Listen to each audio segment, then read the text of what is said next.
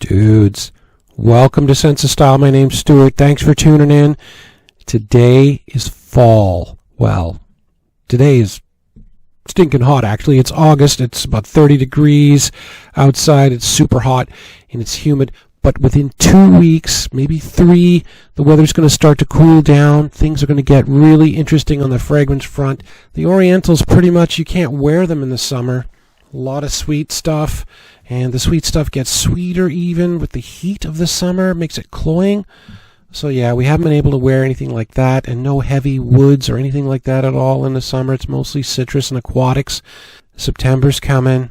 It's going to open the entire fragrance wheel right up, and we're going to be able to wear whatever we like. It's the best time of year to wear fragrances, and this is my top 10 for 2022.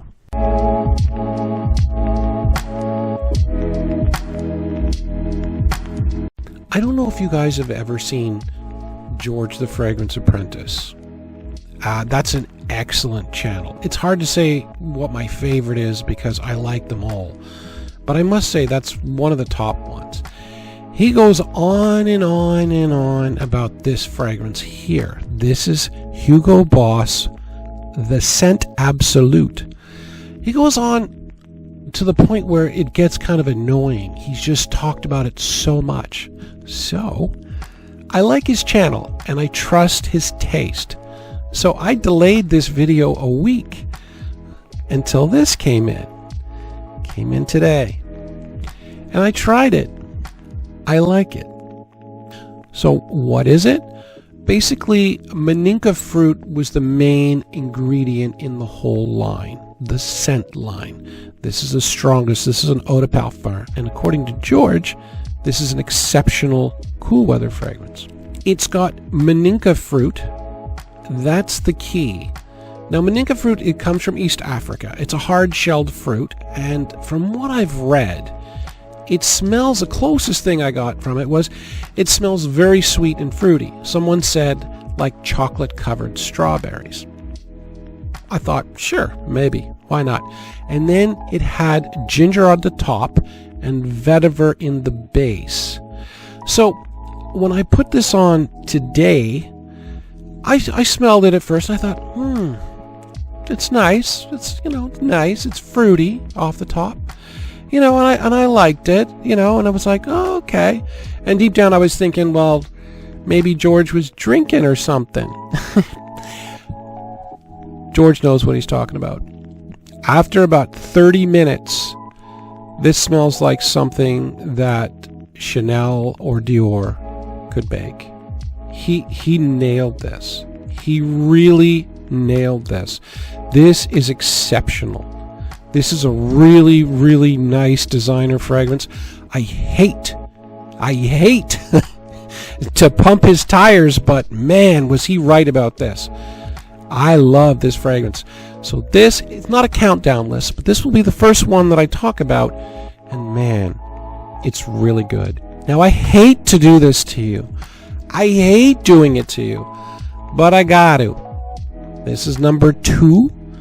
This is Thierry Mugler's Pure Havane. Rest in peace, Mr. Mugler. Yeah, this is the sweet tobacco banger. And the reason that I feel bad about talking about this is because I hated it when anyone else did this, talking about a fragrance that's discontinued. And the only way you can get it is on eBay, and that is the case with this one. Now, here's the thing. When I got into fragrances, a lot of the popular videos were, often top 10 in fall, right? And it seemed like every single video I saw, every single one had Pure Havane on it, right? So I figured, if I ever got a YouTube channel, I would put this on it. So, hey, it's not me. I'm just following the rules, okay? No, I won't do this. It won't be on next year, I promise. But yeah. Next up we've got, this is Tom Ford's Ombre Leather. Interesting thing about this one is, I saw one of the viewer talking about how this has surpassed Tuscan leather for sales and revenue for Tom Ford. In other words, people like this so much, they're not really using Tuscan leather, which is the private line, as the main Tom Ford leather fragrance. This has just surpassed it. This is amazing. What this is basically is sweet leather. There's some amber in this, and there's sweet leather and dry leather. The dry leather is a more sort of realistic, like a leather belt, and this is more like a new car kind of leather. But this also has some jasmine in it, and it is unisex, but generally men tend to prefer leather fragrances more than women. This is a good one, though. Phenomenal performance. You can use this in the winter. I don't know. I'm sure you guys have heard about that one. I'm not going to go into it in too much detail, but it's, yeah. They just keep coming. They just keep coming. Okay. This is Mercedes-Benz Club Black. Now, when I do videos like this, I tend to, if fragrances I'm iffy on, I'll spray on again just to make sure they were as good as I thought. When I put this one on, I forgot just how good the vanilla is in this. It's got vanilla, incense, and benzoin, but it's the vanilla that's the star of this show. It is the smoothest vanilla, well, one of the smoothest vanillas in all of perfumery. Might be the most smooth vanilla in designer perfumery, and it's, I don't know, man, and it lasts forever too, so it's like it covers all the bases. Now here's the thing about this one though. I bought this is a tester. It's got tester on the bottom. I bought this a couple years ago for about, I'm not sure if it was 40 or 45. It's now going for 80 bucks. All right, when you get this, when you pay your $80, you'll see that the entire casing is plastic, right? This wasn't meant to be an expensive fragrance. This was not meant to be an $80 fragrance. They put it in this sort of cheap plastic shell. I mean, it's a cool looking bottle, but the atomizer, there's plastic here. It's not expensive. They didn't know that this was going to be fantastic. It just turned into it. And the price, I don't know. I mean, there are very few fragrances the price has gone up more than Club Black, but it's the vanilla, man. It's the vanilla. I love the house of John Varvatos. Sue me. I love it, and here's why. I have 3 John Varvatos fragrances. I mean, I know there are a ton more, but all 3 of them are original for designer fragrances. They all do something other designer fragrances do not do. This is John Varvatos Vintage. Now what this does is it gives you a different take on tobacco. Normally tobacco, as I mentioned earlier, it's sweet. You know, you got a leaf tobacco and it's very sweet. That's the standard way you do tobacco in fragrances. John Varvatos, nope, doesn't stick to the rules.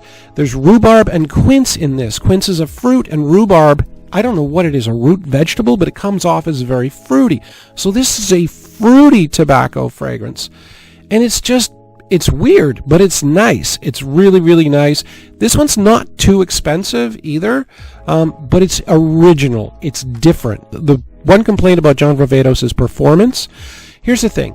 There's really good performance, and then there's bad performance, and then there's like passable performance. Like you get your 4 hours of longevity, maybe 5, little bit of projection, maybe half an hour. This is passable. So yes, it's not the greatest performer in the world, but it's passable. Okay, so I like this one. Something for people that don't have a lot of funds. I've been there. I've seen these videos, haven't had any money. It's very frustrating. I got a really nice fragrance with a super high Fragrantica rating for you here. This is Jaipur pour Homme Eau de Parfum, not the Eau de Toilette. The Eau de Parfum. I don't know. I've never tried the Eau de Toilette, but this thing is amazing. You can get a tester of this, and this bottle is a tester bottle. It came with a cap. I can't guarantee you'll get one, but it came, when I got mine, it did. You can get it at the moment at the discounters for 32 bucks. Now, it's from 1997, and it's from a relatively obscure house. Most people don't know about Boucheron. But here's the thing. It doesn't smell like 97 at all. This is vanilla, cinnamon, and nutmeg. And if that sounds like apple pie to you, that's what it sounds like to me. And it's a sort of a deeper, richer apple pie than something like Boss Bottled Intense. So Kind of similar, but kind of different in a way too. This has a 4.37 rating on Fragrantica right now. I'm a Fragrantica nerd. I know how high that rating is. For a fragrance that's $32, this is a really good fragrance. And with the vanilla, you can wear it in the winter, no problem. You see this fragrance? This is La Nuit de l'Homme. 2009, they came out with it. And then they watered it down every single year after that. To the point where, people just, they didn't stop buying it, but they stopped buying it in the amount that they had before, right? So it's watered down.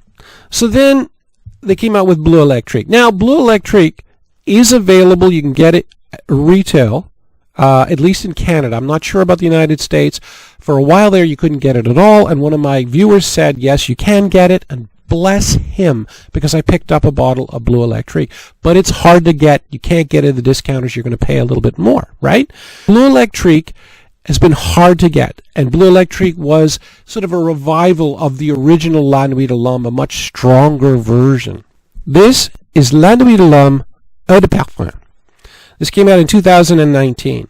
So this came out right at the time where Bleu Electrique was hard to get, and this was watered down. And so people were like, oh, maybe the Eau de Parfum is going to give me my La Nuit de l'Homme fix that I've been missing. Sadly, it doesn't.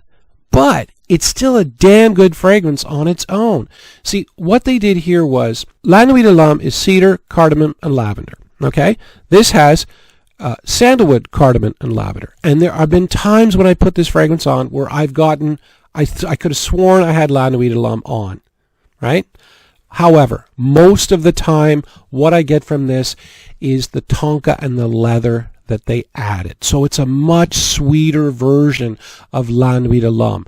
It's a great fragrance, at least to me. Now, this one, I will say that I have different tastes than the average person. So, yeah, I do like this quite a bit because it's much sweeter. This is like a sweet version of it. And so maybe that's one of the reasons why it didn't do well. But what I think is people were looking for a stronger version of this, and this wasn't it. So then people crapped on it. Same thing happened with Joram 2020. They were looking for iris. There was no iris. And they said it was a terrible fragrance. We now know it wasn't. This one needs more love. I really like this. Excellent performance. Excellent fragrance. Stronger with You, Emporio, Armani. Here's the thing about this guy. What I love about this is not the chestnut note that goes in the entire line. There's chestnut in all four of the fragrances in this line. This is the original. Okay? It's not the chestnut that I like. That kind of smooths it out a bit. It's the fruit. There's tons of pineapple and melon in this. So you get the sweet vanilla with the fruit. Now here, I'm going to compare it to another fragrance that's super popular. Now this has one of the best first hours of any fragrance in existence. Hard to believe it's designer. And it's fruity and sweet in the beginning. But here's the problem with this fragrance. To me, this is very subjective here. You may not, obviously this is a huge seller, so you might not get this. But I find that the fruitiness after an hour kind of dies down and you just get heavy, heavy sweet. Heavy, heavy sweet. I like the fruity sweet to stay. That's what this one does for me. This one keeps the fruitiness and the sweetness the whole way along. It doesn't just turn into flat vanilla. This also has cardamom in it as well, too. But really what I like about this is sweet and the fruity. Don't forget the pineapple. Everyone focuses on the chestnut. Don't forget the pineapple. Something for the office for the winter, a really nice versatile scent. This is Givenchy Gentleman Boisee. Boisee is a French word that means woody. This is very similar to the EDP, except they've added some serious woody notes, toned down the sweetness a little bit, ramped up the woodiness, making it more versatile, making it more interesting. And I think this is an excellent office fragrance for the fall. Woody is really good in the office. I'm a big fan of like woody fragrances in the office, like mild woody fragrances. This has still got tons of iris. It's not a super powerful fragrance in terms of like, pissing off your the people around you. But the performance is good. The iris is there. Yeah, to me this is the ultimate autumn office fragrance. And finally, this guy, L'Homme Idéal Eau de Toilette by Guerlain. This is an almond bomb. Now, here's the thing. There's a big difference. There's two types of almonds in perfumery. There's sweet almond and there's bitter almond. I don't like bitter almond. I love sweet almond. This is a phenomenal fragrance in terms of projection too. It's very sweet and very almondy. Perfect for fall and winter. This one's strong enough you can use in winter. Excellent performance. For an EDT, it's hard to believe. But this one thing, it's very sweet. So beware. If you don't like super sweet fragrances, I love them. But if you don't, you may not like this. It is kind of sugary sweet, but it's got that almond note, and it's lovely. Anyway, hopefully there's something there for you for fall. Hopefully you guys enjoyed this video. Take care, guys.